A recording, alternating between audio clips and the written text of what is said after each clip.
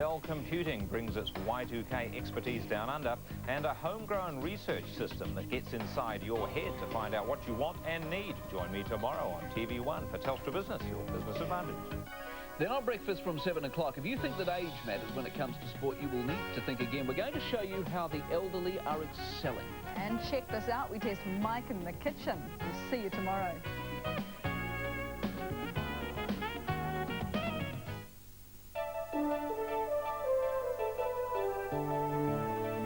His critics call him a lefty, a conspiracy theorist, a naive idealist. But for years, he's been an alternative point of view to people in high places. His latest book, Secrets and Lies, was published this week. It claims the state-owned enterprise Timberlands used a PR company to run its own political campaign. Agree with him or not, Nicky Hagar is a committed activist, and he's our person of the week. I think the issues which are raised in it, which are about how the politics works in the country and why the public feels left out and how much secrecy has become part of the workings of our bad government, I really hope those things get debated. 1, 2, 3, 4. We don't want no nuclear war. The first campaigning things I had in my life for many years was the nuclear-free campaign.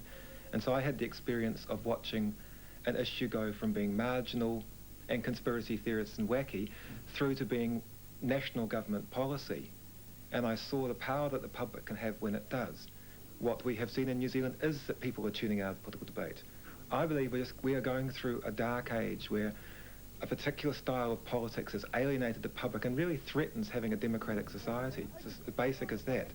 My father had a shirt factory, certainly not openly left-wing people or anything like that, but I grew up in a household where people talked about what was on the TV news or whatever, were critical of what was on the news, talked about issues, and I'm very grateful for that. It's made me who I am. I regard myself as an independent person and don't want to be part of anyone's faith, really.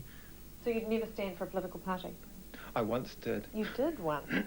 In my very junior youth, I once stood for the Values Party. Let's preserve the good things we still have. People are more important than progress. It was an experience which pretty thoroughly put me off parties, and I will never belong to a party again. I've got a different role. I live on a tiny fraction of what most people earn. I earn probably most years less than $10,000. I built my own house. I don't have a car, and it gives me the freedom to do the things which I think need to be done, and I think I'm very happy with my choice. And you never get tempted by, the material things that other people have?